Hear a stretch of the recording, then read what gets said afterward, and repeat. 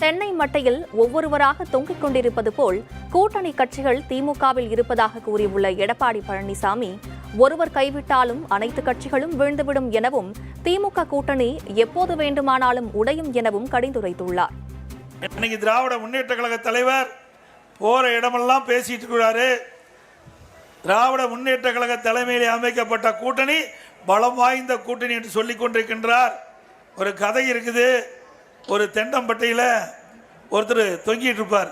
யாருன்னா விடுதலை சிறுத்தை, அடுத்தது கம்யூனிஸ்ட், அதுக்கடுத்து கம்யூனிஸ்ட், அதுக்கடுத்து காங்கிரஸ், அப்புறம் ஸ்டாலின் தொங்கிட்டு இருக்காரு. முதற்கு கையை விட்டுட்டா அதோட முடிஞ்சது. அப்படிதான் திமுக இருக்கிற கூட்டணி விரிசலாகிவிட்டது. எப்பொழுது வேணாலும் அந்த கூட்டணி உடையும். கூட்டணியை நம்பி இருக்கின்ற கட்சி திமுக கட்சி.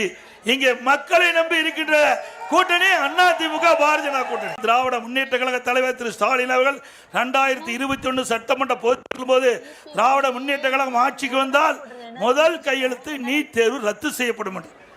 50 மாத காலம் ஆயிடுச்சு. நீட் தேர்வு ரத்து செஞ்சாங்களா? உதயநிதி ஸ்டாலின் சொல்றார் நீட் தேர்வு ரத்து செய்வதற்கு ரகசியம் இருப்பதுன்னு சொல்றாரு. சொல்லுங்க, 50 மாத காலம் ஆயிட்டுது. என்ன ரகசியம்னு மக்கள் கேட்கிறாங்க. இதுவரைக்கும் அதுக்கு பதிலே இல்லை. இந்த நீட் தேர்வை நம்பி நம்முடைய மாணவ செல்வங்கள் சரியான முறையில் தேர்வு இல்லாத காரணத்தில் இதுவரை 25 மாணவ மாணவிகள் உயிரிழந்திருக்கிறாங்க.